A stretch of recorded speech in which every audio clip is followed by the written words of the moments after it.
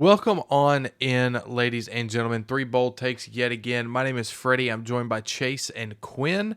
And today we're going to be doing a little bit of predictions. We've been doing that 4 or 5 games a week now for the entire season. So stay tuned for the rest of those. But before we get started, we are sponsored by SeatGeek. Use our code 3boldtakes at checkout for $20 off your first purchase. Again, that is three bold takes for $20 off. Who doesn't like $20 off? I know I would. Too bad I'm already a SeatGeek customer, as all of us are. Now, with that in mind, we have Iowa. We have Ohio State, number 3 ranked Ohio State. It's at 2:30 on CBS. Ohio State's a 20.5 point favorite in this game. Guys, if you don't know, Iowa, they did slip up. They are 3-1, and they did lose to Iowa State 20-19 this year. But they are putting up points this year that they're not used to putting up.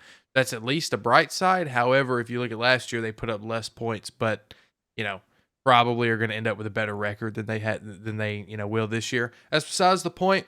We're going to predict this game. Quinn, I want to hear from you first. Yeah, I'll start by saying that Iowa's going to cover. I think I like Ohio State to win this game 31-13. And when it comes down to it, like I know Iowa's improved offensively. Ohio State's one of the best defenses in college football. Iowa has not improved that much, not over one off season. They have a pulse now, which is more than you could say last year. Last year they couldn't score on air, so but this year they're at least competent, but they're not good enough for me to think they're going to be able to keep up with Ohio State on the scoreboard.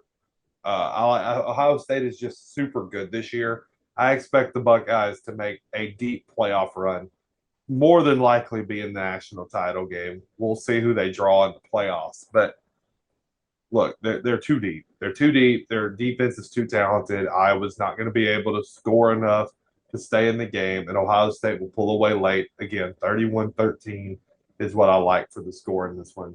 Give me the Buckeyes.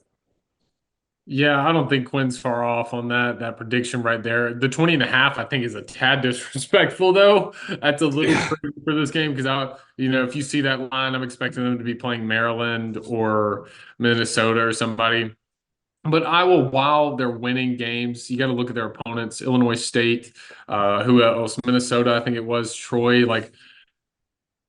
Yeah, but it's not, and you're putting up points on them, but it's not the top end of the Big Ten that you're used to, the Penn States, the Ohio States, the former Michigans. So while Iowa, I think, will be competitive in this game, I think you'll see their offense kind of go back to normal here in a little bit, probably sub 20 points this game for their offense. And then you got a guy who's all too familiar with Ohio State manning your offense, and Cade McNamara. And there's a reason he's not at his original school that played Ohio State, is because Cade McNamara is not a very good quarterback.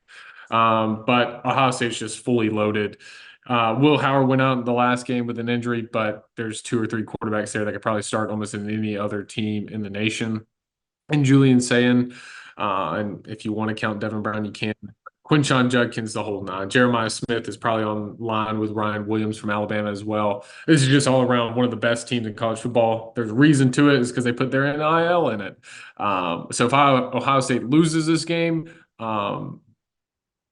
press the red button if you're America. I got Ohio State. Yeah, I have Ohio State too, and I have Iowa with the points. But I wanted to mainly talk about this game simply because